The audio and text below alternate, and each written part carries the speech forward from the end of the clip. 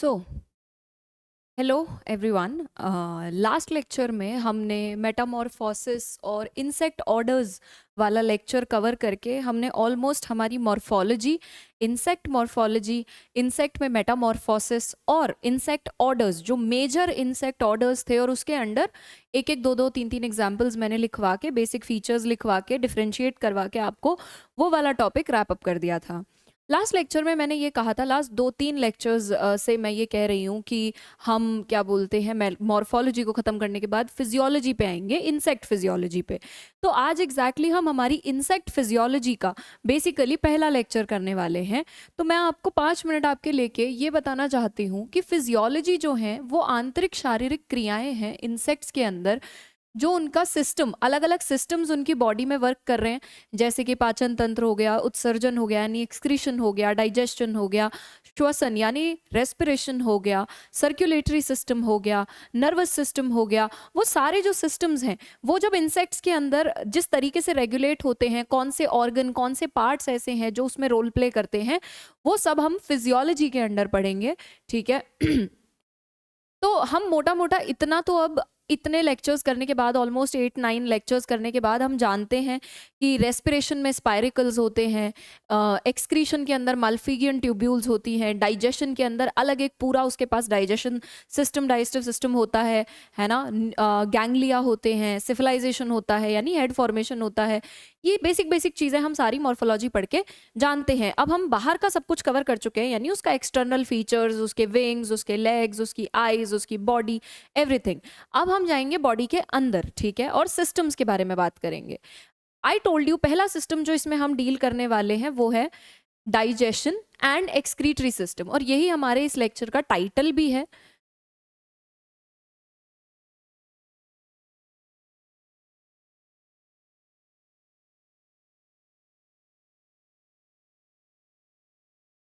इस लेक्चर का टाइटल है डाइजेस्टिव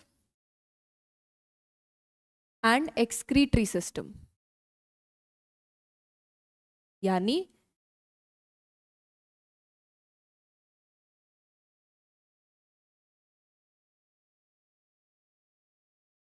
ये है हमारे लेक्चर का टाइटल। ठीक है, डाइजेस्टिव एंड एक्सक्रीटरी सिस्टम यानी पाचन एवं उत्सर्जन तंत्र।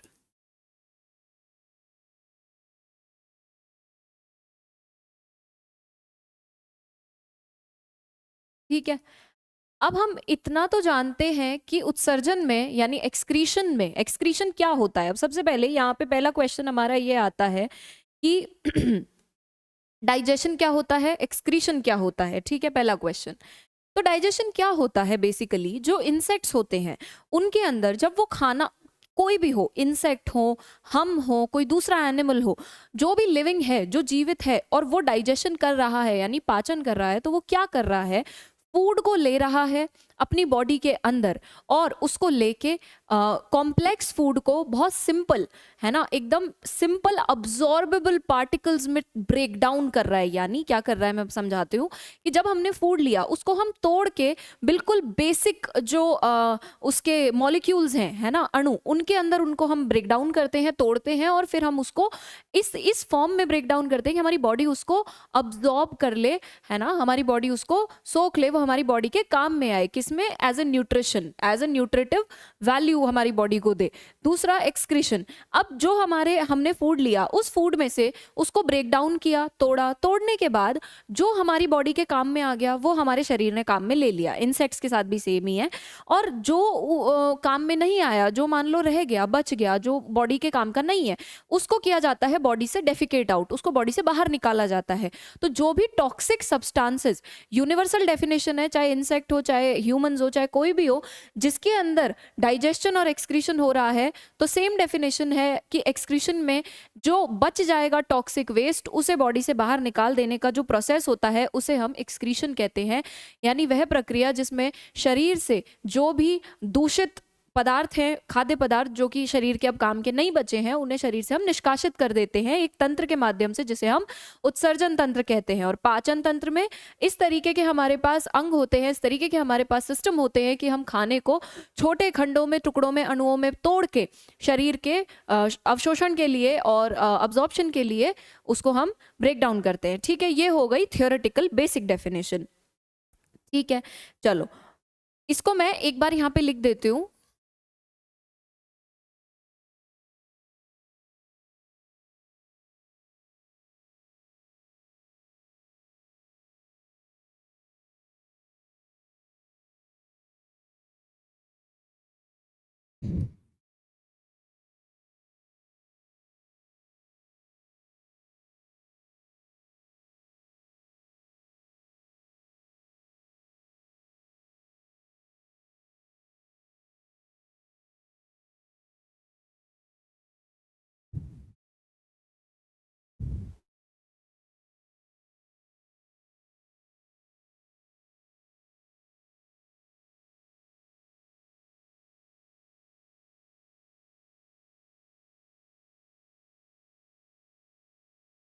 ये हो गई पाचन की हिंदी में डेफिनेशन की।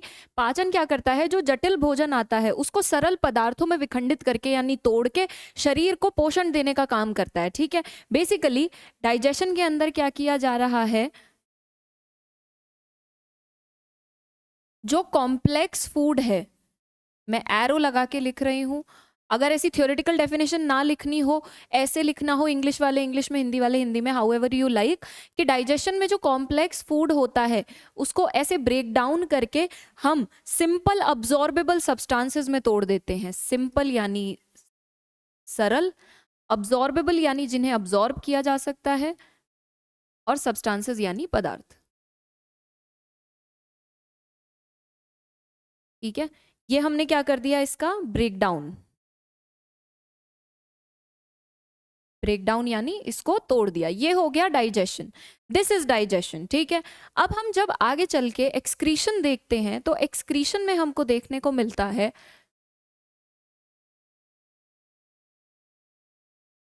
उत्सर्जन क्या कर रहा है। उत्सर्जन में बेसिकली शरीर से जो विषैले अपशिष्ट पदार्थ हैं उनको हम बाहर निकाल रहे हैं।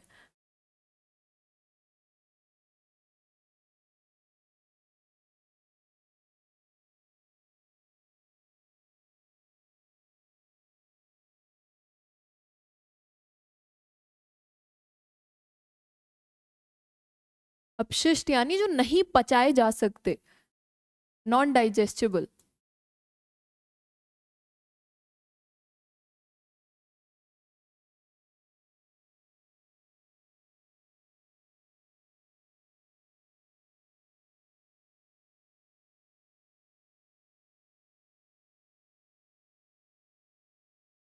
निष्कासित करने की प्रक्रिया है।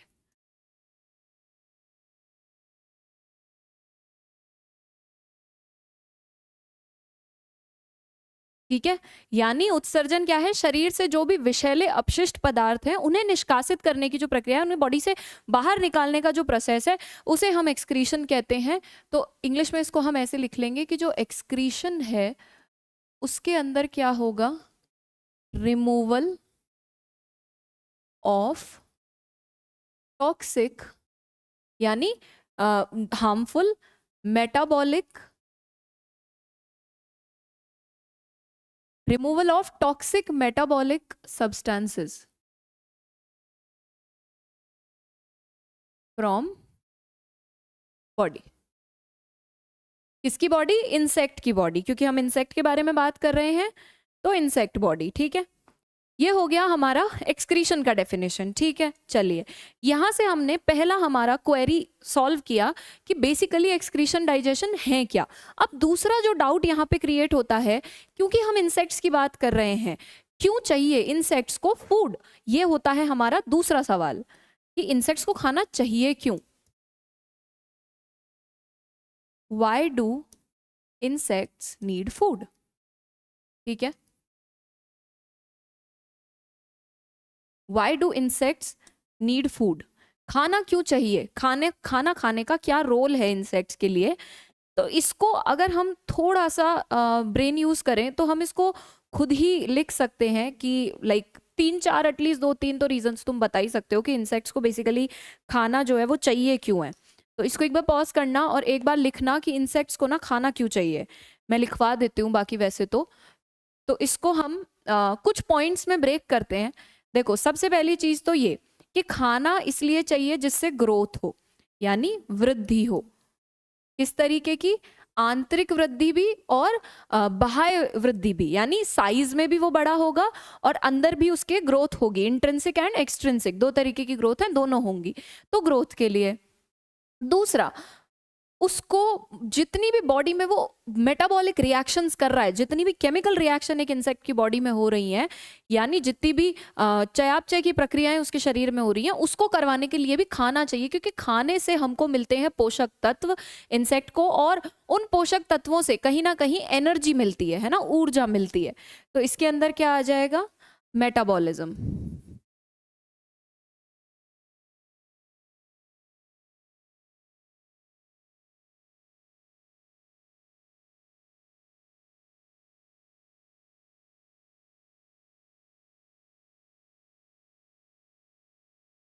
जो चयापचय की क्रियाएं होंगी उसके लिए भी हमको खाने की जरूरत है। और दो एक चीज मैंने इसमें ये बोली थी कि एनर्जी चाहिए, है ना, एनर्जी प्रोडक्शन के लिए, यानी ऊर्जा उत्पादन के लिए। तो तीसरा पॉइंट इसमें आ जाएगा एनर्जी। ठीक है, एनर्जी प्रोडक्शन भी खाने से ही होता है। सारे पॉइंट्स को अगर हम रिलेट कर लें तो हम बहुत आराम से समझ सकते हैं कि हम करना क्या चाह रहे हैं यहाँ पे। ठीक है, एक मिनट रुको, एक दो पॉइंटर्स और हैं वो लिखते हैं। अगर तुमको ये पता है ना कि एनर्जी प्रोडक्शन हो रहा है खाने से, तो उसी एनर्जी प्रोडक्शन से फिर तुम बाकी सारी पॉइंट्स लिंक कर दो। मेटाबॉलिक रिएक्शंस होंगी, एनर्जी प्रोडक्शन से मेटाबॉलिक रिएक्शन, मेटाबॉलिक रिएक्शन से ग्रोथ, उसके बाद हमको ग्रोथ के फॉर्म में एक तरीके से रिप्रोडक्शन देखने को मिल जाएगा, है ना। और मेटाबॉलिक रिएक्शन से जैसे ग्रोथ हो रही है वैसे टिश्यू रिपेयर भी होता है। तो इसके अंदर एक पॉइंट आ जाएगा प्रजनन, यानी रिप्रोडक्शन। सारे पॉइंट्स को जब हम ऐसे रिलेट करके पढ़ते हैं तो हमें याद रहता है। ठीक है, यानी प्रजनन। और इसके बाद टिश्यू रिपेयर जो होता है वो एक पॉइंट है।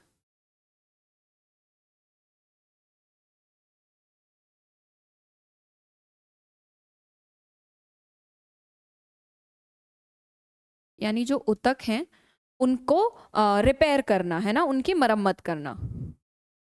ये हो गए हमारे पास 5 पॉइंट्स।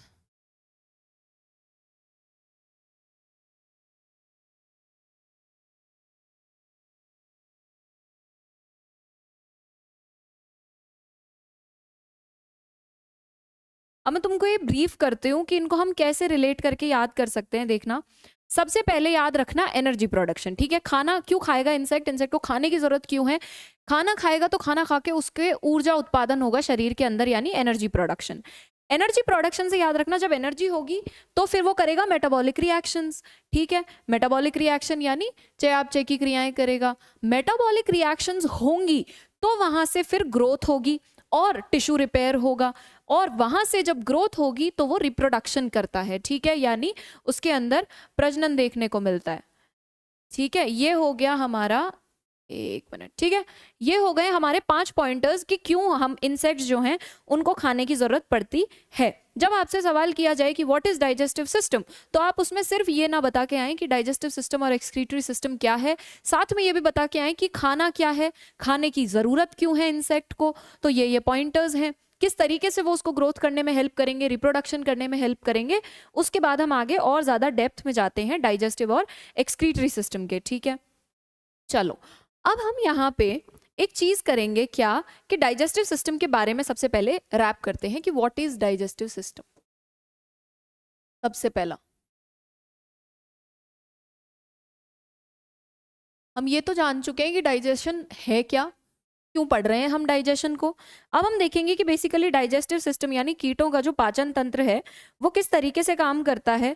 तो कुछ जनरल कैरेक्टर होंगे इसके डाइजेस्टिव सिस्टम के बारे में, वो लिखते हैं। ठीक है,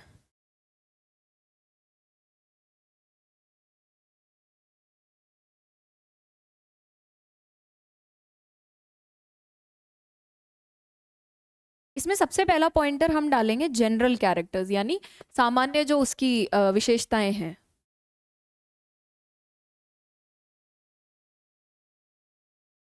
CHER यानी जनरल कैरेक्टर।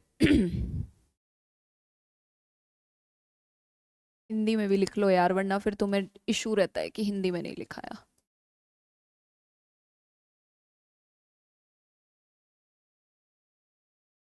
ठीक है, ठीक है। सामान्य विशेषताएं देखते हैं क्या होती है। सबसे पहली चीज तो ये कि जो डाइजेस्टिव सिस्टम है, मैं थोड़ा थियोरेटिकली समझा देती हूँ पहले कि क्या क्वालिटीज हैं, क्या कैरेक्टर हैं, है ना, एक डाइजेस्टिव सिस्टम के जनरल कैरेक्टर एक इंसेक्ट के अंदर।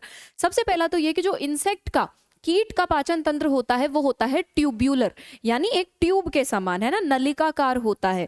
दूसरी चीज, माउथ से लेके एनस तक एक्सटेंड करता है, यानी मुंह से लेके कहाँ तक, गुदा तक, मुख से गुदा तक फैला हुआ रहता है। ठीक है। उसके बाद तीसरी चीज ये कि ये 3 खंडों में विभाजित होता है। ठीक है। जो डाइजेस्टिव सिस्टम है, फोरगट, मिड गट और हाइंड गट, यानी अग्रांत्र, मध्यांत्र और पश्चांत्र। ठीक है। फोरगट, मिडगट, हाइंडगट, जैसे हमने वहां प्रोथोरेक्स, मीजोथोरेक्स, मेटाथोरेक्स किया था, यहाँ fore, mid and hind gut. ठीक है। चलो इसका हम डायग्राम बनाएंगे तो हमें आइडिया लग जाएगा। ये होता है बेसिक वो। ठीक है। उसके बाद हम इसके क्या बोलते हैं, जनरल कुछ लेबलिंग एंड ऑल करते हैं, तो वो अभी मैं डायग्राम बनवाऊंगी तब हम करेंगे। इसका जो डायग्राम है डाइजेस्टिव एक्सक्रीटरी सिस्टम का, कॉमन ही डायग्राम बनाएंगे, उसी में हम माल्फिगियन ट्यूब्यूल्स अटैच कर देते हैं क्योंकि एक ही साथ सारा चल रहा होता है। ये जो डायग्राम है ये बेसिकली आ जाता है आपका पेपर्स में, तो इसको ढंग से हमको करना होता है। ठीक है। इसके अंदर जो फोरगट होता है, स्टोमोडियम, वो थोड़ा सा कॉम्प्लेक्स है डायग्राम में, उसको हम थोड़ा सा ज्यादा ध्यान देते हैं। ठीक है। आगे हम स्टोमोडियम के फीचर्स भी लिखेंगे, एक एक पार्ट के फीचर लिखेंगे, फोरगट का, माउथ का, सलाइवरी ग्लैंड्स का, क्रॉप, गिजर्ड, सब कुछ जो भी है ना, क्रॉप वगैरह, गिजर्ड तो बर्ड्स में होता है। ठीक है। चलो अब हम इसका डायग्राम बना लेते हैं कि कैसा दिखता है। जो एक बार पहले मैं फीचर लिखा देती हूँ फिर बनाएंगे डायग्राम। सबसे पहला तो ये कि नेचर में ट्यूब्यूलर होता है।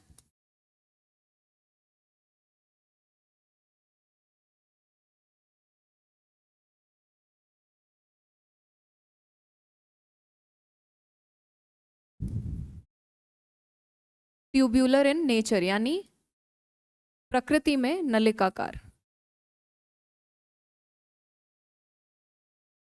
दिखने में नलिकाकार है। क्यों है नलिकाकार, अभी डायग्राम बनाएंगे तब देख लेंगे। दूसरी चीज इसके बारे में कि एक्सटेंड करता है माउथ टू एनस,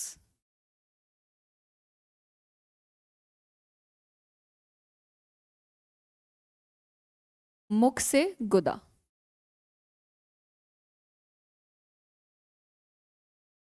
गुड है ना। दूसरा पॉइंट। तीसरा पॉइंट, डिवाइडेड होता है इन 3 पार्ट्स या सेगमेंट्स, सेगमेंट नहीं, पार्ट ही बोलना, खंड ही बोलना, 3 खंडों में विभाजित होता है। सबसे पहले आता है फोरगट, जिसको अग्रांत्र बोलते हैं, मिडगट मध्यांत्र बोलते हैं,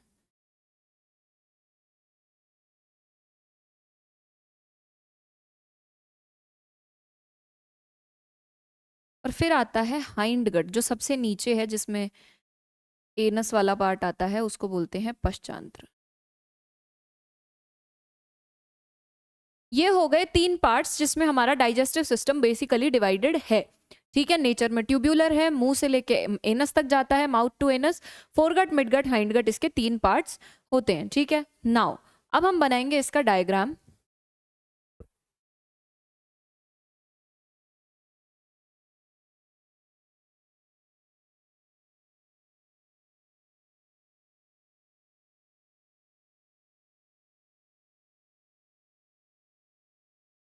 देखो ऐसे बनाना, पहले एक सीधा सिलेंड्रिकल वो, फिर एक छोटा बल्ज, फिर एक बड़ा बल्ज, ठीक है। बड़ा बल्ज आने के बाद वापस एक छोटा बल्ज, ठीक है। उसके बाद एकदम स्ट्रेट, ठीक है। उसके बाद ये वाली जो वो है इसको हम बंद कर देंगे, ये क्लोज हो गई। इसके बाद एक और ओपन होगी जिसको हम कुछ इस तरीके से बनाएंगे, ठीक है। फिर इसको भी क्लोज कर देंगे।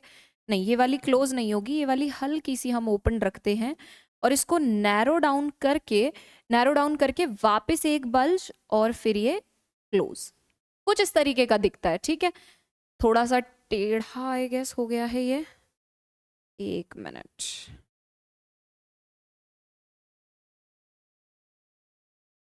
ठीक है, ये हो गया और ये कर्व टेढ़ा हो गया, इस कर्व को ठीक करते हैं। ये डायग्राम सीधा पूछ लिया जाता है तो इसमें हम थोड़ा सा ध्यान देते हैं कि किस तरीके का होता है, ठीक है। पहले एक सीधा सिलेंडर, फिर छोटा बल्ज, फिर एक बड़ा बल्ज, फिर एक छोटा बल्ज, सीधा छोटा बड़ा वापस छोटा, फिर एक सीधा, ठीक है। ये तो बिल्कुल एक जैसा ही हो गया, जैसे शुरू हुआ वैसे खत्म हो गया। उसके बाद ये वाला जो है ये एक कर्व में नीचे बल्ज और फिर ये खत्म। इसको ऐसे रट लेना कि ऐसा ये दिखता है, ठीक है। उसके बाद इसमें कुछ एडजॉइनिंग पार्ट्स होते हैं, जैसे सबसे ऊपर जो यहाँ पे होता है उसको हम सलाइवरी ग्लैंड्स बोलते हैं। सपोजिडली मैं बता देती हूँ बना के कुछ इस तरीके से, हाँ ठीक है।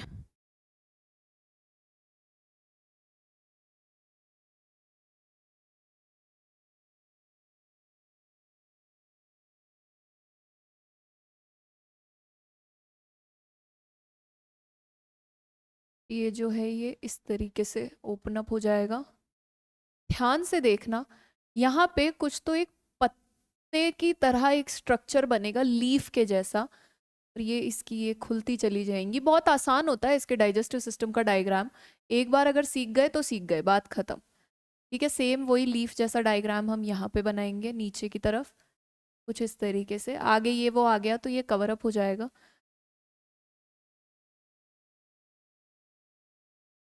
ठीक है। इस तरीके का सेम हम यहाँ पे बनाएंगे।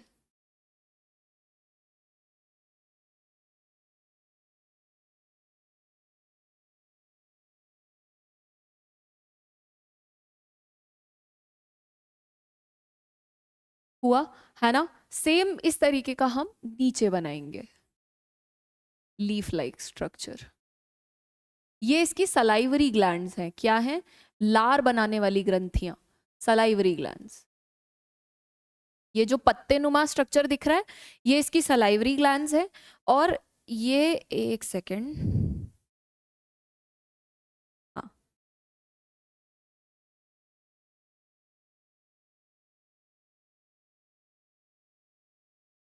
ये जो कुछ इस तरीके का स्ट्रक्चर आपको दिख रहा है ये है इसका सलाइवरी रिजर्वॉयर, ठीक है। ये इसका सलाइवरी रिजर्वॉयर है, पीछे जो है वो सलाइवरी ग्लैंड है।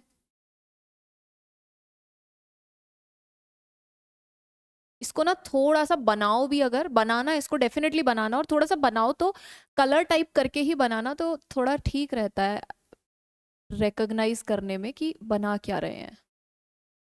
ये हो जाएगा इसका सलाइवरी रिजर्वॉयर, ठीक है। ये स्काई ब्लू कलर के हो गए इसके सलाइवरी रिजर्वॉयर्स। ये जो लीफ जैसा स्ट्रक्चर आप देख रहे हैं हम इसको ग्रीन बना रहे हैं सो दैट हमको ये याद रहे कि जो लीफ लाइक स्ट्रक्चर है वो इसकी सलाइवरी ग्लैंड्स है। मैं बस आउटलाइनिंग दे रही हूँ सो दैट याद रहे कि ये है लीफ लाइक स्ट्रक्चर, ठीक है। सिर्फ याद रखवाने के लिए कि ये जो लीफ लाइक स्ट्रक्चर है ये इसकी सलाइवरी ग्लैंड है।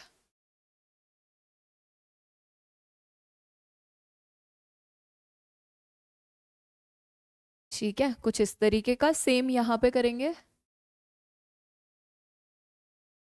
थोड़ा सा इसके डायग्राम को बनाने में हो सकता है टाइम लग जाए बट इट्स ओके, समझना बहुत ज़रूरी है।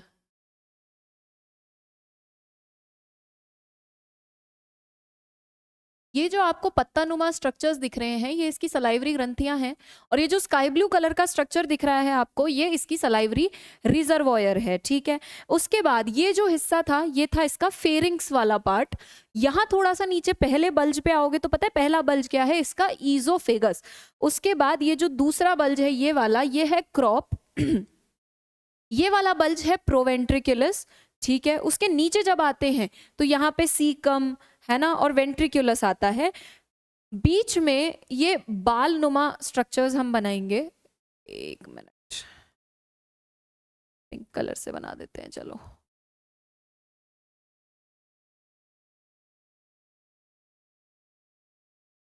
ठीक है, ये कुछ आपको हेयर लाइक स्ट्रक्चर्स दिख रहे हैं, ऐसे ही नीचे भी दिखेंगे, ये तो फिर भी छोटे हैं, ये इसके सीका हैं, है ना।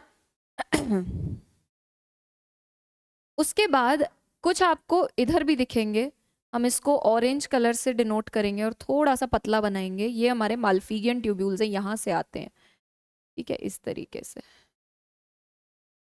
ये थोड़ा सा क्या है, लंबे हैं, इसलिए ये सीका के पास जा रहे हैं। ये एक्सक्रीशन के लिए होते हैं माल्फिगियन ट्यूब्यूल्स, ठीक है। ये क्या हो गए, माल्फिगियन ट्यूब्यूल्स हो गए। इसके बाद नीचे जब हम उतरते हैं तो हमारा हिस्सा ईलम, कोलॉन, रेक्टम और इसमें जाके डिवाइड होता है। अब हम इस पार्ट को भी थोड़ा सा शेड कर देते हैं सो दैट हमको ये पता रहे कि हम क्या कर रहे हैं। देखो सुनना ध्यान से, ये जो ब्लू, ये जो येलो वाला पार्ट है, ये वाला, एक मिनट थोड़ा सा इसको थिक कर देते हैं। ये वाला जो हिस्सा है इसको हम फेरिंक्स बोलते हैं, ठीक है। यहां तक का जो हिस्सा है क्या बोलेंगे, इसको फेरिंक्स बोलेंगे। तो इसको हम यहीं से लाइन कर देते हैं, लेबल कर देते हैं, ये रहा, ठीक है। इसको बोला जाएगा फेरिंक्स,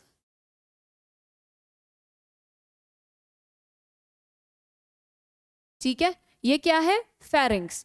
उसके बाद ये जो ग्रीन कलर का हमने देखा, ये है सलाइवरी ग्लैंड्स। ये क्या है, सलाइवरी ग्लैंड्स यानी सलाइवरी ग्रंथियां। बहुत आसान डायग्राम है और मस्त कलर वलर यूज करके बना के अगर आ गए पेपर में, क्योंकि एक एक कलर से एक एक पार्ट रिप्रेजेंट करोगे तो बहुत सुंदर लगेगा, तो you will get good marks. तो पेयर ऑफ सलाइवरी ग्लैंड्स हैं। उसके बाद ब्लू कलर का जो ये जो है ब्लू कलर का, एक सेकेंड यहां बना देते हैं, ये सलाइवरी रिजर्वॉयर होता है। मतलब जो सलाइवा बना और जो सलाइवरी एंजाइम सलाइवरी ग्रंथियों ने बनाए उनको स्टोर करके रखेगा ये रिजर्वॉयर, ठीक है। रिजर्वॉयर, रिजर्वॉयर का मतलब है स्टोरेज करने वाला, तो सलाइवरी रिजर्वॉयर इनको स्टोर करके रखता है, ठीक है जी। यहां तक का पार्ट खत्म, फेरिंक्स, सलाइवरी ग्लैंड और रिजर्वॉयर। इसके बाद थोड़ा सा नीचे और हम आएंगे, तो जब हम थोड़ा सा नीचे आते हैं और थोड़ा हम डार्क येलो देखते हैं, तो जो ये वाला, अरे यार, ये वाला जो पार्ट आपको दिखेगा थोड़ा डार्कर येलो, इसको हम ईजोफेगस बोलते हैं। क्या बोलते हैं, ईजोफेगस।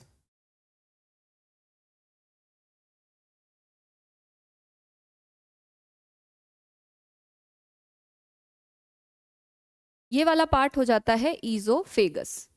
फेरिंक्स में से खाना आया, ठीक है। सलाइवरी जो ग्रंथियां थी उन्होंने अपने जो एंजाइम थे और जो सलाइवा था वो बना के सलाइवरी रिजर्वॉयर में रखा हुआ है कि जब खाना आएगा तो हम रिलीज कर देंगे। सलाइवरी रिजर्वॉयर से रिलीज हुआ इस पाइप के थ्रू कहाँ, ईजोफेगस में जब खाना आया तो सब कुछ रिलीज हुआ, एंजाइम वगैरह मिक्सअप हुए, ठीक है। उसके बाद और नीचे जब आते हैं तो खाना आता है क्रॉप के अंदर, और क्रॉप जो है ये वो हिस्सा है जहाँ पे खाने को तोड़ा जाता है, ठीक है। खाने का जो मैकेनिकल ब्रेकडाउन होता है वो क्रॉप के अंदर होता है। एक मिनट, ये थोड़ा डार्क स्काई ब्लू से बनाया ना मैंने, this is crop. The reason to colour it is कि आराम से हम इसको वो कर पाए, समझ पाए कि क्या है। एंड आई रेकमेंड कि तुम लोग भी करो तो इसी तरीके से बनाना, बहुत सही लगेगा। बुक में ही बना लेना चाहे, कोई दिक्कत नहीं है। दिस इज कॉल्ड क्या, दिस इज कॉल्ड हमारा क्रॉप, ये है क्रॉप, ठीक है। क्रॉप, क्रॉप का काम है खाने को तोड़ना। उसके बाद सबसे नीचे वाले बल्ज पे जब हम आते हैं तो आता है प्रोवेंट्रिकुलस। इसको हम थोड़ा सा इस शेड से बनाएंगे।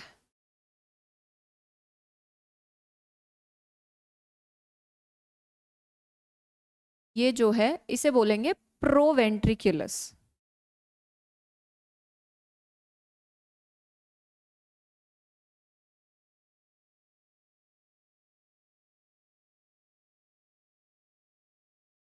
प्रोवेंट्रिकुलस के बाद एक वेंट्रिकुलस भी आएगा नीचे, इसलिए इसको हम बोलते हैं प्रोवेंट्रिकुलस। ठीक है, प्रोवेंट्रिकुलस के पास जो ये छोटे छोटे ये हैं, ये इसके अपेंडेजेस हैं जो प्रोवेंट्रिकुलस के साथ अटैच्ड हैं, इसको हम बोलते हैं सीकम। ये जो पिंक कलर के हैं, एक जो होता है उसको हम बोलते हैं सीकम, और एक से ज्यादा अगर बहुवचन में है प्लूरल में तो उसको हम बोलते हैं सीका। ठीक है, तो ये जो पिंक कलर में है इन्हें हम बोलेंगे सीकम या सीका। यहाँ पे ये एरो लगा दिया, CAECUM सीकम और सीका। ठीक है, what ever how ever you want, caeca हो जाएगा प्लूरल में यानी बहुवचन में, और यहाँ बहुवचन ही है तो हम इसको सीका ही बोलते हैं, और अगर हम एक देख रहे हैं तो हम सीकम को लेबल कर देंगे कि सीकम है। ठीक है, ये हो गया। इसके बाद और नीचे आएंगे, जब और नीचे आएंगे तो जो ये वाला खंड है इसे हम बोलते हैं वेंट्रिकुलस। तो प्रोवेंट्रिकुलस और वेंट्रिकुलस के बीच में आते हैं सीका। ठीक है, फिर आया कौन, फिर आएगा वेंट्रिकुलस। यहाँ पे हमने इसको कर दिया कलर, ये हो गया आपका वेंट्रिकुलस। चलो जी, ये हो गया, लेबल कर देंगे इसको वेंट्रिकुलस। सही बता रही हूँ, अगर मेरे बनाते बनाते वीडियो पॉज किए बिना मेरे साथ में बना लोगे ना एक दो बार, एक बार वैसे बना लो जब जैसे मैं बना रही हूँ धीरे धीरे, और उसके बाद क्या बोलते हैं पॉज करके दोबारा एक बार बनाओ बिना देखे, क्योंकि मैं बता भी तो रही हूँ एक बल्ज दूसरा बल्ज तीसरा बल्ज, तो वैसे ये याद हो जाएगा, वरना फिर इसको याद करने में दिक्कत आती है, और कोई भी पार्ट अगर मिस आउट होता है तो फिर मार्क्स कट जाते हैं, क्योंकि सारे ही पार्ट्स इसमें इंपॉर्टेंट है। इसके बाद आता है माल्फिगियन ट्यूब्यूल्स। ये जो हैं ये इन्हें कहते हैं माल्फिगियन ट्यूब्यूल्स, माल्फिगियन नलिकाएं। ये है प्राइमरी पार्ट एक्सक्रीशन में। ठीक है, उसके बाद ये जो हिस्सा आएगा इसको हम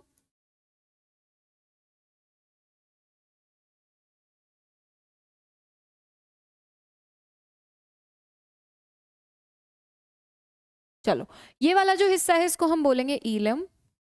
इसको हम डार्क कलर से वही कलर कर देंगे।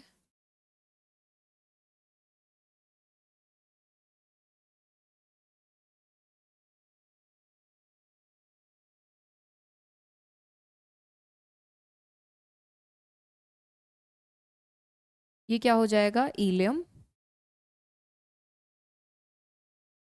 ये आ गया इसका एक्सक्रीशन वाला हिस्सा, वही डाइजेशन में ही है पर एक्सक्रीट आउट यहीं से होगा। और ईलियम के बाद जो पार्ट आता है उसको हम बोलते हैं कोलॉन और रेक्टम। देखो कौन सा हिस्सा है कोलॉन, बहुत ही छोटा सा हिस्सा है जैसे हम कोलॉन बोलते हैं। ये जो हिस्सा है ना केवल ये, इसको कोलॉन बोलेंगे, दैट्स इट, कोलॉन। ठीक है, ये जो बिल्कुल बीच में जो बिल्कुल छोटा सा हिस्सा है ईलम और रेक्टम के बीच में, इसको कोलॉन बोलते हैं। और उसके बाद बिल्कुल जब हम नीचे आ जाएंगे तो यहाँ पे रेक्टम आएगा, ये वाला। ठीक है, ये हिस्सा, इसको कहा जाएगा रेक्टम।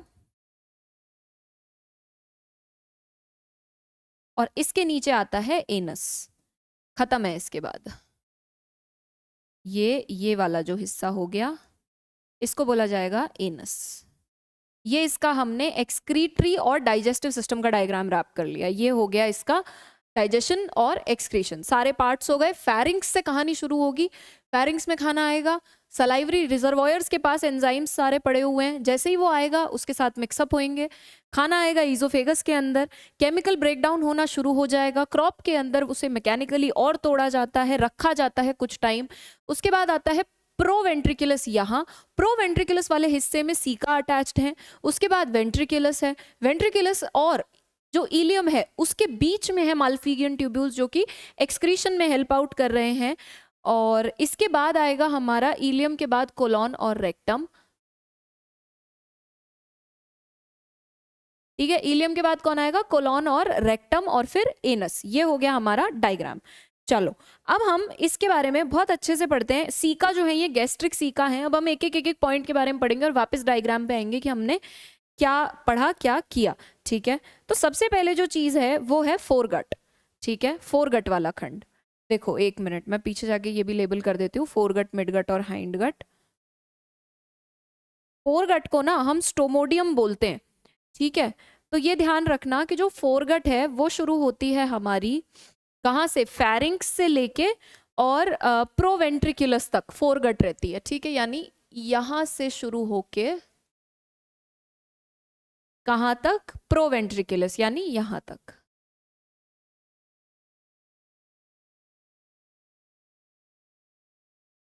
ठीक है, ये जो बीच का ये वाला जो सेगमेंट है इसे बोला जाता है फोरगट। फोरगट का दूसरा नाम होता है स्टोमोडियम।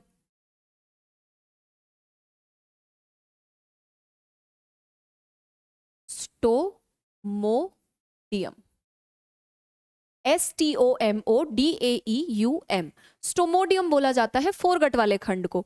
इसके बाद यहां से लेके और ये वाला जो यहां तक का भाग है, कहां तक का, वेंट्रिकुलस तक का जो हिस्सा है, इस हिस्से को हम क्या बोलते हैं, इस हिस्से को हम बोलते हैं मिडगट। ये है मिडगट, ठीक है। और इसके बाद जो नीचे है इसको बोलते हैं हाइंडगट। कंफ्यूज मत हो ना, वाइट से जो लेबलिंग की है, ये वाले जो कट किए हैं, तो ये मतलब ये नहीं है कि सीकम और सीका अलग अलग हो गया है ना, ये सिर्फ हमने सेगमेंट्स को डिवाइड किया है। चलो सबसे पहले हम फोरगट के बारे में बात करते हैं। फोरगट क्या होती है? सबसे पहली चीज तो ये ध्यान रखो कि जो फोरगट है, जिसको हम अग्रांत्र भी बोलते हैं, उसका दूसरा नाम है स्टोमोडियम, हिंदी में भी इंग्लिश में भी, ठीक है। दूसरा नाम क्या हो जाएगा? स्टोमोडियम।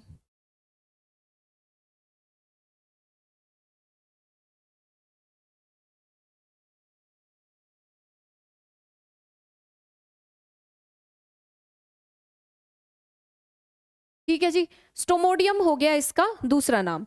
इसके बारे में अब हम कुछ चीजें डिस्कस करें तो बेसिकली इसका एक्टोडर्मल ओरिजिन है, ठीक है। कैसी है ये? फीचर में फोरगट कहां से डेवलप होती है? एक्टोडर्म से। तो ओरिजिन कैसा हो जाएगा इसका? एक्टोडर्मल।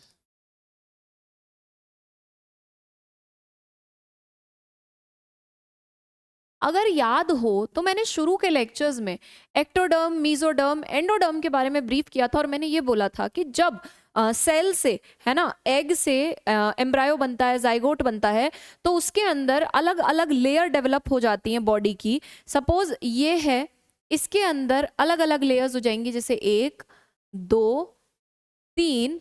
तो ये जो है ये एक्टोडर्म है, ये मीजोडर्म है, ये एंडोडर्म है, सपोज, है ना। सेम चीज इधर हो रही है, ठीक है। ये एक्टोडर्म, मीजोडर्म, एंडोडर्म, ये जो हिस्सा बच गया बीच में, इसको बॉडी कैविटी या सिलोम कहा जाता है। सिलोम क्या होती है? बॉडी कैविटी, जो बीच में हमारे खाली हिस्सा रह गया, ठीक है। अब ये ध्यान रखना कि होता क्या है किसी भी जीव के अंदर, ये वाला जो हिस्सा है ये हो गया इसका सिलोम या बॉडी कैविटी, ये हो गया बाहर का एक्टोडर्म, बीच का मीजोडर्म, अंदर का एंडोडर्म। तो जितने भी हमारे बॉडी के अंदर ऑर्गन डेवलप होंगे, जो भी पार्ट हमारी बॉडी के अंदर डेवलप होते हैं ना, वो इन्हीं 3 लेयर्स से डेवलप होते हैं। कोई पार्ट एक्टोडर्मल हो सकता है, यानी एक्टोडर्म से बना हो सकता है, कोई पार्ट मीजोडर्म से बना हो सकता है, कोई हिस्सा एंडोडर्म से बना हो सकता है ना। डिपेंड करता है, हर एक ऑर्गन का जो ओरिजिन है वो अलग अलग होता है, एक्टोडर्मल, मीजोडर्मल, एंडोडर्मल, है ना, एंड सो, ठीक है। तो एक्टोडर्मल ओरिजिन होता है फोरगट का, ठीक है। उसके बाद इसकी जो है लाइनिंग होती है ना, क्यूटिक्युलर इंटिमा जिसको बोला जाता है।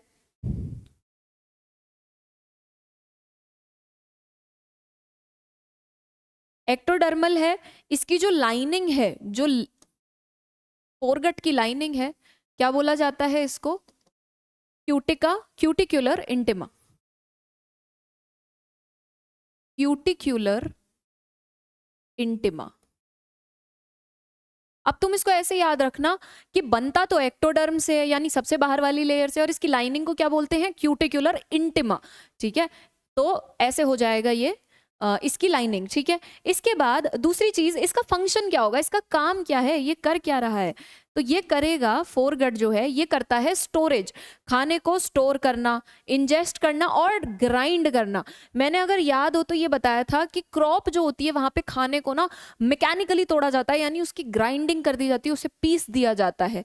तो ये जो फोरगट वाला हिस्सा है, यहाँ पे खाने को हम इंजेस्ट करेंगे, यानी मुंह के माध्यम से हम अंदर लेंगे शरीर में इंसेक्ट, उसके बाद उसे हम स्टोर करेंगे कहाँ पे, फेरिंग्स में, इजोफेगस में, और उसके बाद हम उसको ग्राइंड कर देते हैं, बिल्कुल बारीकी से पीस देते हैं। तो यही इसके 3 काम हैं।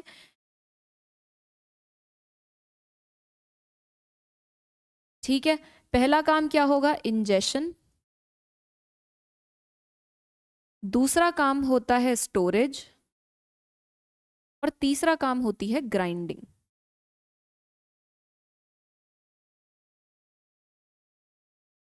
ठीक है जी, चलो उसके बाद फोरगट्स के पार्ट डिस्कस करते हैं। इंजेशन यानी खाने को मुंह के माध्यम से अंदर लेना, स्टोरेज यानी उसको स्टोर करके रखना, जमा करके रखना, और ग्राइंडिंग यानी उसको बिल्कुल दरदरा बारीक एकदम हम पीस देते हैं। ठीक है, इसके बाद हम फोरगट के ही अंदर जब आते हैं तो हम देखते हैं सबसे पहली चीज जो फोरगट में होती है, माउथ। इंजेशन कहाँ से होगा, माउथ से होता है। ठीक है, जो मुंह है, मुख, यहां से क्या होती है, एंट्री ऑफ फूड। खाना जो है वो शरीर के अंदर जो आता है, जिसको हम इंजेशन भी बोलते हैं, वो हम मुख से ही करते हैं, माउथ से। ठीक है, पहली चीज। ठीक है, दूसरी चीज क्या होगी, दूसरी चीज होती है मैकेनिकल बाइटिंग। मैकेनिकल बाइटिंग कैसे, उसके पास या तो कुछ कुछ टीथ जैसा स्ट्रक्चर होगा, या अगर टीथ जैसा स्ट्रक्चर नहीं होगा तो कुछ इस तरीके के पार्ट्स होते हैं जिससे वो खाने को मैकेनिकली तोड़ता है, तो मैकेनिकल बाइटिंग करेगा। मैकेनिकल बाइटिंग यानी जैसे लिया उससे छोटे टुकड़ों में तोड़ देगा, बिल्कुल छोटे तो नहीं पर थोड़े छोटे, कि वो अंदर चले जाएं, फेरिंग्स में चले जाएं। ठीक है, उसके बाद तीसरी चीज, कुछ इंसेक्ट्स में मुंह है ना सकिंग भी करता है, सकिंग।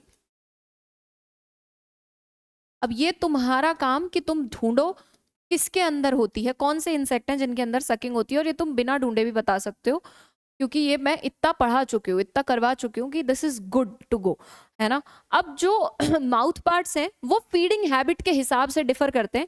और माउथ पार्ट कौन से हैं, किससे हम मैकेनिकल बाइटिंग करते हैं, मैंडिबल वाला जो हिस्सा था, मैग्जिला था, है ना, वो कैसे खाने को तोड़ते हैं, हाइपोफेरिंग्स कैसे टंग की तरह एक्ट करती है, वो सब मैं पीछे मॉर्फोलॉजी में पढ़ा चुकी हूँ। सकिंग कैसे होती है, ये भी होते हैं कुछ, कौन से होते हैं, जो नेक्टार वगैरह, जो ब्लड वगैरह सक करते हैं उनके अंदर। ठीक है, उसके बाद एक चीज ये देखी हमने कि माउथ पार्ट है ना, जो भी उनकी फीडिंग हैबिट होती है उसके हिसाब से वेराई करते हैं। जो मुखांग हैं माउथ पार्ट्स, वेराई करते हैं यानी अलग अलग होते हैं as per feeding habit. Feeding habit यानी जैसा उनका खाना खाने की आदत होती है उस हिसाब से। कैसे, अब यहाँ पे पता है कौन से पॉइंटर्स आते हैं, यहाँ पे पॉइंटर्स आते हैं जैसे पियर्सिंग सकिंग टाइप का है, किसके अंदर, मॉस्किटो के अंदर। बाइटिंग च्यूइंग टाइप था कॉकरोच के अंदर, साइफोनिंग टाइप था, स्पंजिंग टाइप था, है ना, ये सारा वो आ जाएगा, ये मैं ऑलरेडी करा चुकी हूँ। Biting chewing mosquito, sorry biting chewing grasshopper, piercing sucking mosquito, siphoning किसमें, बटरफ्लाई में, क्योंकि वो साइफोन टाइप बना रही थी नेक्टार सक करने के लिए, और स्पंजिंग टाइप किसके अंदर, हाउस फ्लाई के अंदर। इतना हम कर चुके हैं, ठीक है, बार बार नहीं लिखवाऊंगी। दूसरा पार्ट होता है फिर फेरिंग्स, ये हो गया माउथ। सेकंड पार्ट इसी के अंदर कौन सा था, फेरिंग्स, जहां से हमारा डायग्राम शुरू होता है। क्या होता है जी फेरिंग्स में, फेरिंग्स को ग्रसनी बोलते हैं, पहली चीज। ठीक है, चलो दूसरी चीज होगा क्या इसके अंदर, इसके अंदर ये मस्क्यूलर चेम्बर है। ठीक है, मांसपेशी, मांसपेशी का बना हुआ कक्ष है, मस्क्यूलर है, तो ये हो जाएगा मस्क्यूलर चेम्बर, पहली चीज। ठीक है जी, दूसरी चीज, दूसरी चीज इसमें यह होगी कि खाने को स्वॉलो करने में, निगलने में मदद करेगा, फूड को स्वॉलो करने में हेल्प करता है।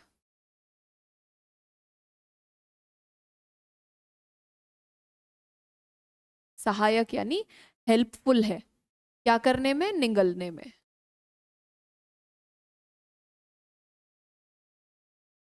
ठीक है, मांसपेशियों का बना हुआ चेम्बर है, खाने को स्वॉलो करने में हेल्प कर रहा है। ठीक है, ये इसके दो काम हो गए। तीसरा एक और इसका काम है, ये सकिंग इंसेक्ट में ना एक पंपिंग ऑर्गन की तरह एक्ट करता है। कैसे कि जब वो सक कर रहे हैं, ठीक है, तो सक करते टाइम अंदर से ना प्रेशर लगाना पड़ता है। वो प्रेशर का जो डिफरेंस है वो फेरिंग्स देता है। ऐसे सक करने के लिए एक पंप की तरह एक्ट करता है। तो वो ऐसे ऐसे जब पंप की तरह एक्ट करता है तो वो प्रेशर के वाया चीज खींची चली आती है अंदर। बाकी बाहर का जो माउथ पार्ट है, जैसे मॉस्किटो के अंदर पियर्सिंग सकिंग टाइप का माउथ पार्ट है, ठीक है, तो वो इस तरीके से इसके अंदर आगे डंक होता है, जिसको वो स्टिंग करके स्किन के अंदर वो कर देता है, पियर्स कर देता है, छेद कर देता है। अब होगा क्या कि उसने छेद कर दिया, माउथ पार्ट का काम वहां पे खत्म, ठीक है। उसके बाद काम होगा अब उस ब्लड को उसको अंदर सक करना है। तो जो फेरिंग्स है वो एक पंप की तरह एक्ट करेगा और उस ब्लड को अंदर सक करने में हेल्प करेगा, ठीक है। प्रेशर के माध्यम से वो ब्लड अंदर आता है, तो पंप की तरह एक्ट करेगा।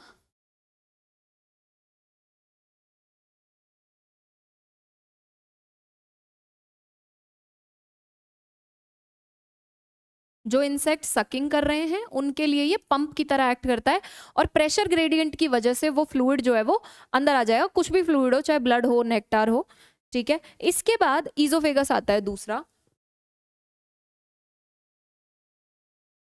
ठीक है। इसके बाद आता है ईजोफेगस।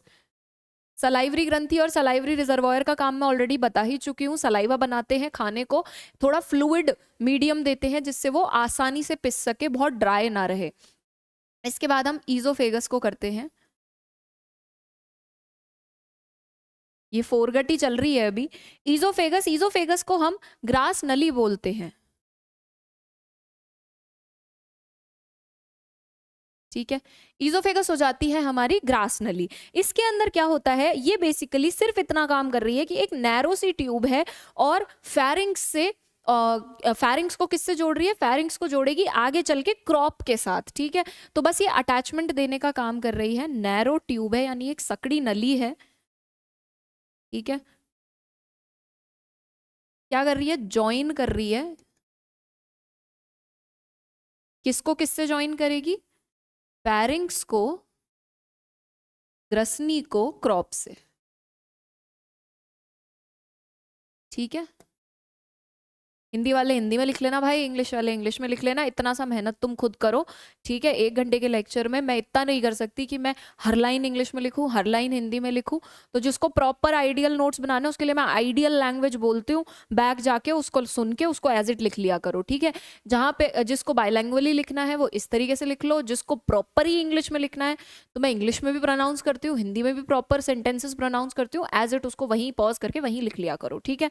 बट मेरा सजेशन ये रहेगा कि इस तरीके के नोट्स बनाओगे तो पढ़ने में थोड़ा ज्यादा बेटर रहता है दोबारा जब खोलोगे। आइडियल टिपिकल हिंदी और टिपिकल इंग्लिश के नोट्स को कोई दोबारा खोल के देखता नहीं है, मन ही नहीं करता, ठीक है। तो ये वाला हो जाएगा ईजोफेगस। ईजोफेगस बेसिकली क्या कर रहा है, नैरो ट्यूब है, सकड़ी एक नली है जो कि फेरिंग्स को, एक ग्रसनी को किससे, क्रॉप से जोड़ने का काम कर रही है। और दूसरा ये कर रही है फूड कंडक्शन में हेल्प। फूड कंडक्शन यानी खाने को लेके जा रही है ना,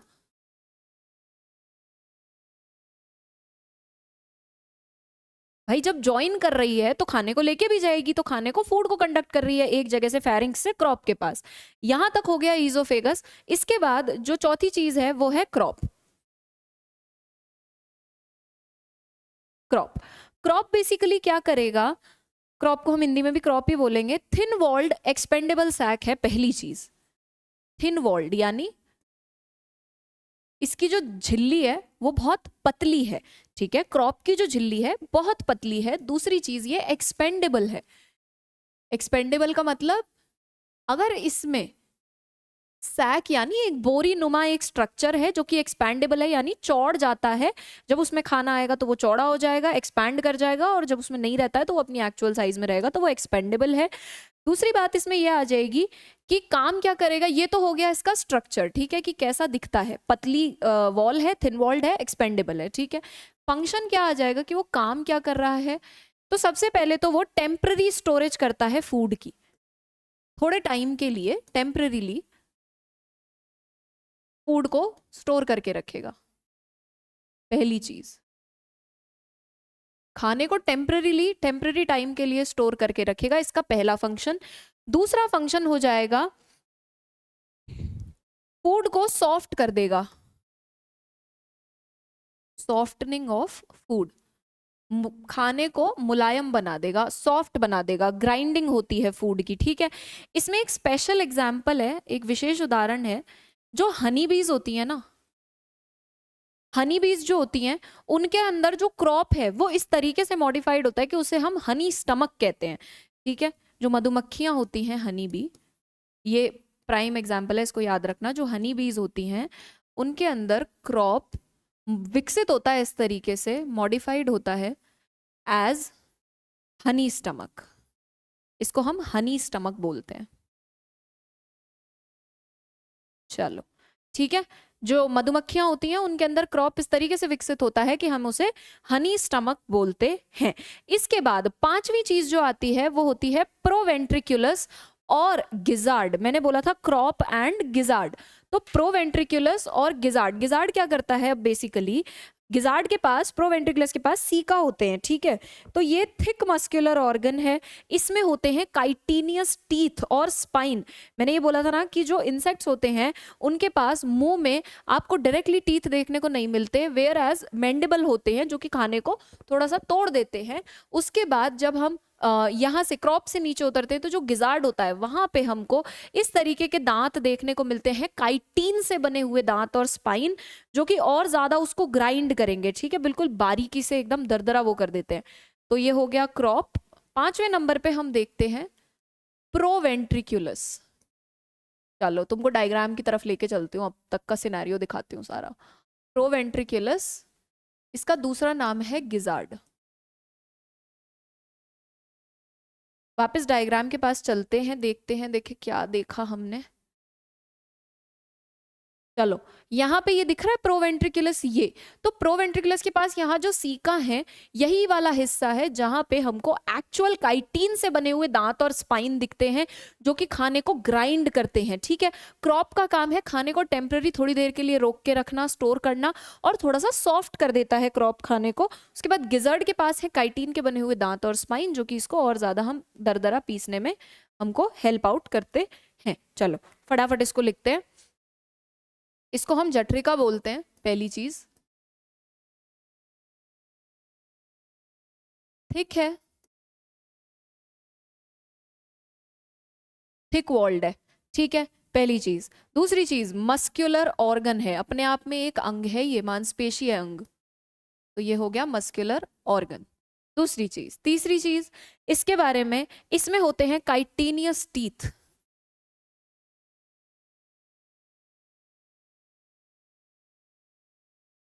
काइटिनियस टीथ और स्पाइंस, कांटेदार या दांत नुमा काइटिन के बने हुए स्ट्रक्चर्स होते हैं, ठीक है, जो खाने को तोड़ के और ग्राइंड करके हमको देते हैं, ठीक है। फंक्शन क्या होगा इसका, ये तो स्ट्रक्चर हो गया। फंक्शन क्या होगा, फूड को ग्राइंड करेगा, ठीक है। सबसे पहली चीज फूड पार्टिकल्स को ग्राइंड करेगा, पीस देगा, खाने के जो कण आते हैं उनको बारीक उसमें पीस देता है, दरदरा बिल्कुल पीस देगा। बड़े पार्टिकल्स को फिल्टर कर देगा, छान देगा, फिल्टरिंग यानी छान देगा। लार्ज पार्टिकल्स को, जो बड़े हैं उन्हें निकाल के फिल्टर आउट कर देगा कि भाई ये चीज अगर और नीचे चली गई और साइज में बड़ी है तो ये दिक्कत दे सकती है ना, सिस्टम अटक सकता है उसका। उसके बाद फूड एंट्री को मिडगट में रेगुलेट करता है, नियंत्रित करेगा, यानी रेगुलेट करता है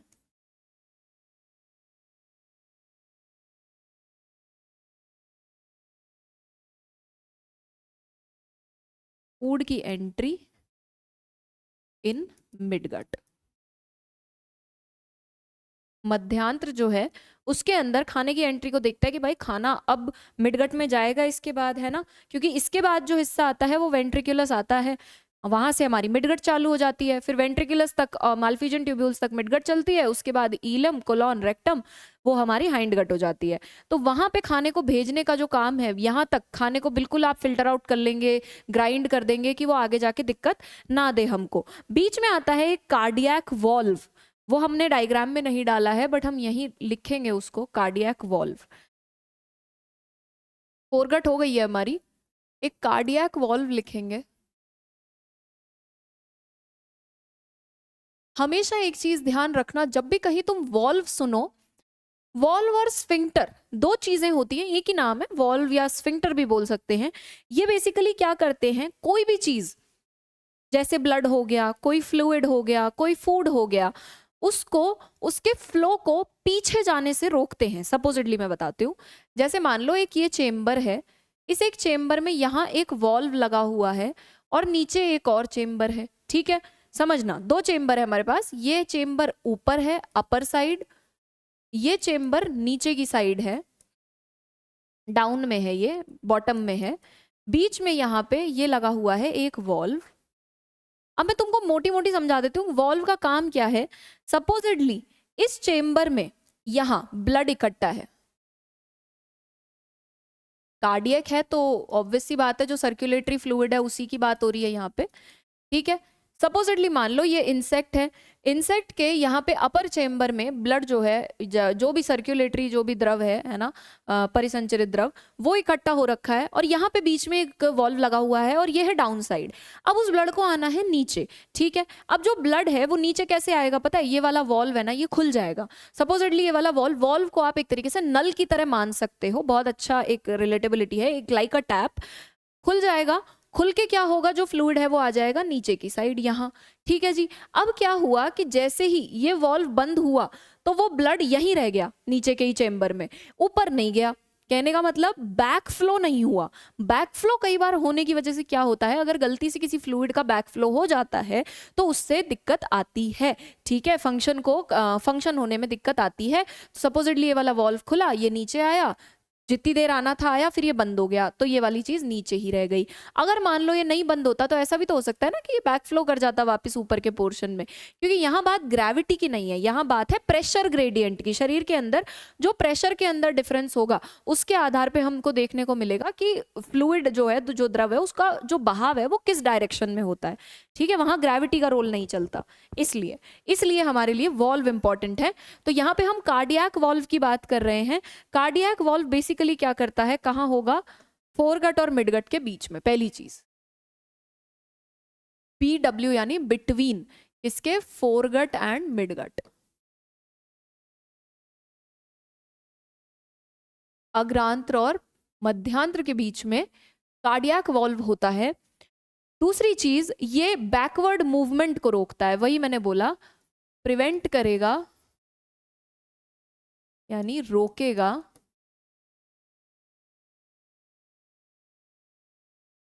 बैकवर्ड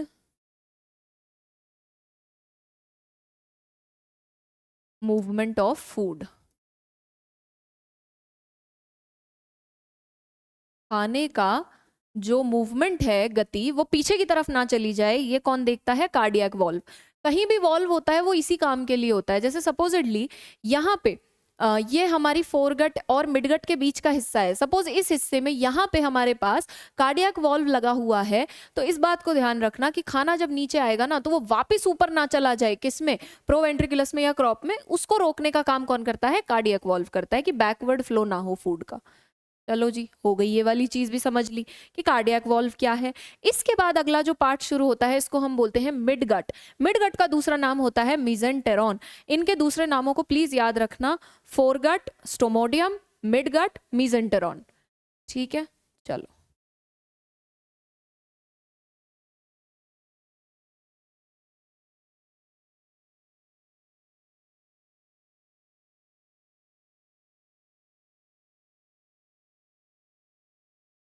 ठीक है, मीजेंटेरॉन यानी मिडगट, और इसको हम क्या बोलते हैं, मध्यांत्र।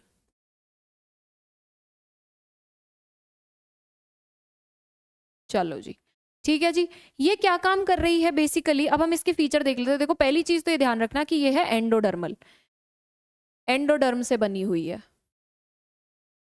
एंडोडर्मल उद्गम है इसका, ओरिजिन, ठीक है, एंडोडर्म से बनी हुई है ये। फोरगट कैसी थी, एक्टोडर्मल, मिडगट कैसी है, एंडोडर्मल। दूसरी चीज, इसकी लाइनिंग पर कोई क्यूटिकल नहीं है, नो क्यूटिकल, कोई क्यूटिकल नहीं होगी इसकी लाइनिंग पे, प्लेन लाइनिंग होगी, सिंपल, ठीक है। उसके बाद इसका जो मेन फंक्शन है वो है डाइजेशन और अब्जॉर्प्शन फंक्शन, यानी जो इसका मेन काम है, एक्चुअल जो पचाने का और अब्जॉर्ब करवाने का काम है वो मिडगट के अंदर होता है, ठीक है। यहाँ तक फोरगट के अंदर खाने को तोड़ तोड़ दिया गया, उसको एंजाइम्स के साथ मिला दिया गया, खाने को सॉफ्ट कर दिया गया। आगे जो खाने को और पचाने का और अब्जॉर्ब करवाने का काम है वो यहाँ पे होता है। तो यहाँ एक्चुअल डाइजेशन और अब्जॉर्प्शन होता है। ब्रेकडाउन कहाँ हुआ? फोरगट में। डाइजेशन प्लस अब्जॉर्प्शन कहाँ हुआ? मिडगट में। क्योंकि जो हाइंड गट है जहाँ पे इलियम, कोलोन और रेक्टम होगा, वहां पे बेसिकली खाने को एकदम अच्छे से कर दिया जाएगा, डाइजेशन और अब्जॉर्प्शन सब कुछ। वहां सिर्फ अब्जॉर्प्शन होता है, बचे खुचे कुछ आयन, कुछ फ्लूइड्स। माल्फिगियन ट्यूब्यूल जो है वो वैसे पहले ही निकाल चुकी है सब कुछ बॉडी से बाहर, क्योंकि वो ऊपर आ जाती है ना वेंट्रिकुलस के नीचे। तो इस तरीके से चीजें हो जाती हैं। अब ये कर देगा क्या? Digestion plus absorption actually. अब इसका हम स्ट्रक्चर अगर देखें तो मध्यांत्र की जो संरचना है उसके अंदर देखते हैं एक बार वापस चल के हमने क्या क्या देखा था। इसके अंदर हमने बेसिकली देखो क्या क्या देखा था। हमने देखा था वेंट्रिकुलस देखा था, है ना, उसमें और इसके बाद फिर माल्फिगियन ट्यूब्यूल्स वाला पार्ट आ गया था यार। चलो ठीक है, तो इसके अंदर सबसे पहला जो चीज आता है उसको हम बोलते हैं नंबर 1 वेंट्रिकुलस।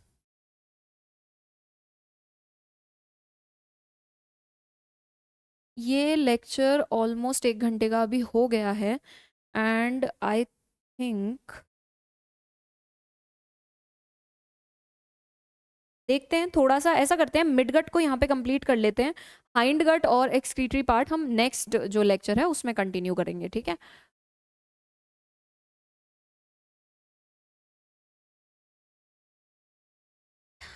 ठीक है, वेंट्रिकुलस जो है ये ध्यान रखेंगे, ये है मेन डाइजेस्टिव चेम्बर। मुख्य पाचक कक्ष जो होगा वो वेंट्रिकुलस होता है। भैया हिंदी बोली जा रही है, साथ साथ में लिख लेना प्लीज, है ना, जिसको हिंदी में लिखना हो। मुख्य पाचक जो कक्ष है वो वेंट्रिकुलस है। उसके बाद एपिथेलियल सेल्स से लाइंड होगा। दूसरी वेरी इंपॉर्टेंट चीज कि ये लाइनिंग किसकी होगी? एपिथेलियल सेल्स की। यानी देखो यहाँ पे टिश्यू आ गया ना, टिश्यू फॉर्मेशन हो गई, ऑर्गन भी हो गए। एपिथेलियल कोशिकाएं जो होंगी उससे इसकी लाइनिंग होती है, ठीक है। उसके बाद कौन सी टाइप की सेल्स इसमें पाई जाती हैं? Type of cells epithelial cells हैं, पर कौन सी एपिथेलियल सेल्स इसमें पाई जाती हैं वो भी हम लिख लेते हैं, ठीक है। कितने प्रकार की कोशिकाएं इसके अंदर हैं? तो सबसे पहले आती है कॉल्यूमिनार सेल्स। देखो मैं बता देती हूँ, कॉल्यूमिनार जो कोशिका है वो किस तरीके की दिखती है, इस तरीके की, ठीक है। ये जो है ये इनका बीच में केंद्रक होगा, न्यूक्लियस, इस तरीके की दिखती है। अगर इसमें कुछ विलाय वगैरह है तो वो भी ठीक है। विलाय होना नहीं होना कोई मैंडेट कंडीशन नहीं है, ठीक है, डिपेंड करता है। कॉल्यूमिनार सेल्स हैं, ठीक है। कॉल्यूमिनार सेल्स का काम क्या है? सुनना, एंजाइम सिक्रीशन। जो एंजाइम बने उनको सिक्रीट करने का काम कौन कर रहा है? कॉल्यूमिनार सेल। क्या होते हैं एंजाइम? एंजाइम वो रासायनिक पदार्थ हैं जो मेटाबॉलिक रिएक्शन, जो भी केमिकल रिएक्शन हो रही है शरीर के अंदर इंसेक्ट के, उसको स्पीड अप कर देंगे और उसको तोड़ने में मदद करते हैं, ठीक है। हर एक एंजाइम का हर एक अपना काम है, हर एक स्पेसिफिक जगह पे एक एंजाइम एक्ट करता है, ठीक है, उसको हम बोलते हैं एंजाइम। केमिकल सब्सटेंस है ये भी, ये केमिकल रिएक्शन को ब्रेक डाउन करने का काम करती है। दूसरी सेल्स होती हैं गॉबलेट सेल्स। गॉबलेट कोशिकाएं किस प्रकार की दिखती हैं? कुछ इस प्रकार की दिखती हैं।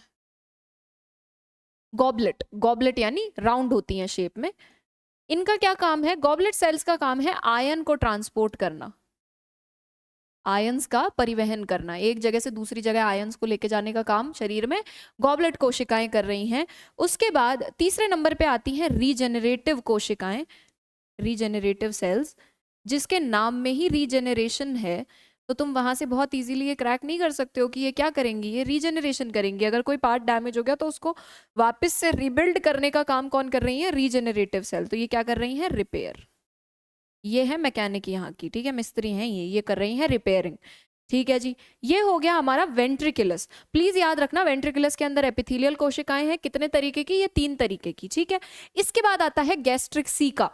है ना। वेंट्रिकुलस से क्या अटैच्ड है ऊपर, गैस्ट्रिक सीका। तो हम गैस्ट्रिक सीका भी देख लेते हैं, सीकम और सीका वो पिंक कलर के जो थे। तो दूसरे नंबर पे आता है गैस्ट्रिक सीका।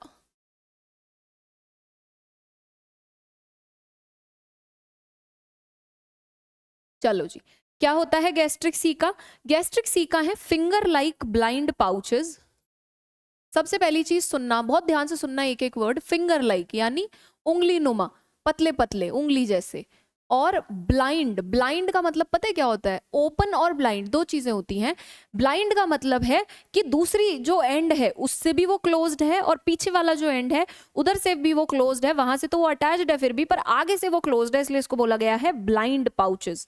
ठीक है, ब्लाइंड पाउचेस। ब्लाइंड का मतलब एक्चुअली अंधा नहीं है, पाउचेस यानी छोटे छोटे वो हैं, सेगमेंट्स हैं, पाउचेस हैं। ब्लाइंड यानी एंड उसका बंद है। अगर कोई चीज ओपन है तो उसे हम ब्लाइंड नहीं बोल सकते।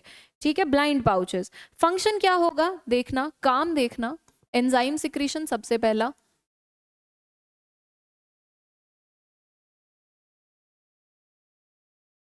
ठीक है, एंजाइम सिक्रीट हो रहे हैं, कॉल्यूमनार सेल्स भी कर रही थी ना वहां पे एंजाइम सिक्रीट, यहाँ पे ये कर रही है गैस्ट्रिक सीका। दूसरी चीज ये न्यूट्रिएंट एब्जॉर्प्शन करती हैं, जो भी न्यूट्रिएंट है खाने के अंदर, जो भी पोषक पदार्थ हैं उन्हें अब्जॉर्ब करना, सोखने का जो काम है वो कौन कर रही है? गैस्ट्रिक सीका कर रही है। इसके बाद तीसरे नंबर पे आता है सरफेस एरिया बढ़ाना। ये मैं ऊपर एरो लगा रही हूँ, इसका मतलब है इंक्रीज, बढ़ाना। क्या? Surface area.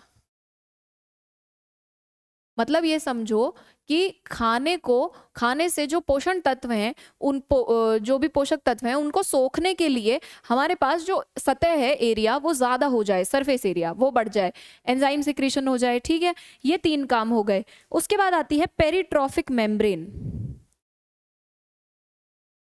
सुनना, पेरिट्रॉफिक मेम्ब्रेन क्या है? अब पेरिट्रॉफिक मेम्ब्रेन एक अलग वो है, जैसे कार्डियक वॉल्व था, पेरिट्रॉफिक मेम्ब्रेन। जब भी हम ट्रॉफिक शब्द सुनते हैं, है ना, तो हम ये ध्यान रखते हैं कि मेम्ब्रेन यानी तो झिल्ली होती है, ट्रॉफिक यानी फूड या एनर्जी। ठीक है, वो ऊर्जा जो खाने के माध्यम से प्राप्त हो रही है, तो वहां पे ट्रॉफिक की बात होती है। जैसे जब हम एनवायरनमेंट इकोसिस्टम पढ़ते हैं तो वहां पे हम ट्रॉफिक लेवल्स, है ना, पढ़ते हैं। जब हम एनर्जी पिरामिड वगैरह पढ़ते हैं तो ट्रॉफिक का मतलब बेसिकली एनर्जी से है यहाँ पे, और एनर्जी कहाँ से मिल रही है? खाने से मिल रही है। और पेरी का मतलब उसकी परिधि पे, ठीक है, उसकी पेरीफ्री पे। ठीक है, पेरीफ्री यानी परिधि पे। तो खाने के ऊपर जो फूड आया, फूड अब क्या बन चुका है? बोलस बन चुका है, खाने को हम बोलस बोल रहे हैं।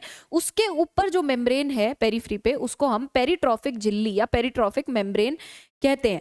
ये क्या है? ये है एक थिन सेमी परमिएबल मेम्ब्रेन। सबसे पहली चीज थिन, दूसरी चीज सेमी परमिएबल। एक एक शब्द को बहुत ध्यान से सुनना। थिन का मतलब ये बहुत पतली है, सेमी परमिएबल का मतलब है सेलेक्टिवली परमिएबल है, गिने चुने आयंस या चीजों को अंदर से बाहर जाने देती है, हर चीज इसके अंदर नहीं आ पाती है। ठीक है, और किसके अराउंड है? Around food bolus. ये तो तुमको नाम से ही पता चल रहा है, पेरी यानी उसकी परिधि पे, ट्रॉफिक यानी खाने पे, है ना। तो फूड बोलस, खाना अब क्या बन चुका है? खाने को हम इस टाइम बोलस बोल रहे हैं। अलग अलग हिस्से होते हैं जहाँ पे जब खाना जाता है तो उसके नाम बदल जाते हैं। जैसे हमारे शरीर में, हम ह्यूमंस के अंदर क्या होता है मैं बताती हूँ। खाना यहाँ तक आया, ईजोफेगस तक, तो वो एक बॉल बन गया तो उसको हम बोलस बोलेंगे। और नीचे जब वो स्टमक में आएगा तो हम उसको काइम बोलते हैं, जब वो HCl के साथ रिएक्ट करता है। और नीचे जाएगा इंटेस्टाइन में तो हम उसको काइल बोल देते हैं। ठीक है, इस तरीके से यहाँ पे खाने को हम बोलस बोल रहे हैं, फूड बोलस। ठीक है, तो ये ध्यान रखना। इसके बाद इसका कंपोजिशन पता है कैसा होता है? ये बनती है काइटिन प्लस प्रोटीन की। इसकी बन रही है काइटिन प्लस प्रोटीन्स की बन रही है। और इसका फंक्शन क्या है? ये तो इसकी फॉर्मेशन हो गई, काइटिन प्लस प्रोटीन, ये इसका स्ट्रक्चर हो गया। यही इसका फंक्शन लिखाते हो तुमको। सबसे पहला तो ये क्या करता है? गट के एपिथेलियम को प्रोटेक्ट करेगा। ठीक है, गट के एपिथेलियम को प्रोटेक्ट करने का मतलब, गट जो है वहां पे एपिथेलियल कोशिकाएं हैं, बहुत ही पतली, सबसे सेंसिटिव सेल्स होती हैं जो टिश्यू बनाती हैं, एपिथेलियल सेल्स सबसे बेसिक है ना। तो उनको प्रोटेक्ट करने के लिए यहाँ पे ये हमारे पास मेम्ब्रेन है। और ये खाने पे क्यों है, गट में क्यों नहीं है? क्योंकि गट में तो ऑलरेडी एपिथेलियल सेल्स हैं। खाने पे ये इसलिए है कि खाने में अगर मान लो कोई गलती से कोई टॉक्सिक सब्सटेंस आ जाए, कोई ऐसी चीज आ जाए जो कि गट में जाए और ज्यादा डैमेजेस कॉज करे, तो उस चीज से रोकने के लिए हमारे पास गट में ये होती है। ठीक है, तो ये प्रोटेक्ट कर रही है किसको, सुरक्षा दे रही है गट एपिथेलियम। गट बोलते हैं बेसिकली जो हमारी ये जो नली होती है ना, इसको हम गट बोलते हैं। तो गट एपिथेलियम को वो करेगी। दूसरा, कोई मैकेनिकल इंजरी ना हो उसे भी रोकती है। प्रिवेंट्स यानी रोकती है any mechanical injury. Mechanical injury का क्या मतलब होता है, देखो मैं तुमको बताती हूँ, एक सेकेंड। एक तो मैंने तुमको ये बता दिया कि कोई टॉक्सिक चीज ऐसी आ गई जिसने तुम्हारे केमिकल बिहाफ पे गट के अंदर कोई मान लो डैमेज कर दिया, किसी तरीके का कोई एपिथेलियल कोशिका को नुकसान पहुंचा दिया, उस काम को भी रोक रही है। दूसरा चीज ये क्या कर रही है पेरिट्रॉफिक मेम्ब्रेन, कि मान लो उसने जो फूड खाया, उस फूड के अंदर मान लो कोई नुकीली चीज है, कोई इस तरीके की चीज है जो अभी तक पिस नहीं पाई, क्रॉप से आ गई, गिजर्ड से होके आ गई। अब और यहाँ जब वो रहेगी मिडगट में वेंट्रिकुलस के पास, तो क्या होगा, यहाँ होती हैं एपिथेलियल सेल्स। तो ये मेम्ब्रेन मेक श्योर करती है खाने के ऊपर कि कोई भी चीज ऐसी ना हो जो डायरेक्ट ही इंजरी कर दे। कोई कट लग जाए, मान लो उसके एपिथेलियल सेल डैमेज हो जाए, इंटरनल ब्लीडिंग हो जाए उसकी गट में, तो इन सब चीजों को, मैकेनिकल जो इंजरीज हैं उनको भी रोकने का काम हमारी पेरिट्रॉफिक मेम्ब्रेन करती है। तीसरा ये करती है एंजाइम मूवमेंट को फैसिलिटेट। एक काम और करेगी, फैसिलिटेट करती है यानी प्रोत्साहित करती है एंजाइम मूवमेंट को। भाई जो एंजाइम बन गया, जो एंजाइम एपिथेलियल कॉल्यूमिनार कोशिका ने बना दिया, गैस्ट्रिक सीका ने बना दिया, उस एंजाइम को एक जगह से दूसरी जगह जाने की भी तो हेल्प करेगी ना। तो मूवमेंट में एंजाइम एक जगह से दूसरी जगह चला जाए, उसके परिवहन में भी ये मदद करती है। ठीक है, और एक चीज और, जो डाइजेशन है उसमें कंपार्टमेंटलाइजेशन, ठीक है, उसमें भी हमारी ये मेम्ब्रेन हेल्प करती है। कंपार्टमेंटलाइजेशन यानी कक्षीकरण जो हो जाता है, कक्ष बन जाते हैं, कंपार्ट, एक सेकेंड, कंपार्टमेंटलाइजेशन, कंपार्टमेंटलाइजेशन यानी अलग अलग कंपार्टमेंट बन जाना ऑफ डाइजेशन। खाना अलग अलग खंडों में, सॉरी अलग अलग कक्षों में वो हो रहा है, कंपार्टमेंट्स में, तो उसमें भी ये हेल्प करती है। ये 4 फीचर हो गए हमारे किसके, ठीक है, पेरिट्रॉफिक मेम्ब्रेन के। ये पेरिट्रॉफिक मेम्ब्रेन हो गई। इसके बाद हम डाइजेशन की बात करते हैं। तो हाइंड गट तो इजी है, हाइंड गट में तो देखो ईलम, कोलॉन और रेक्टम है।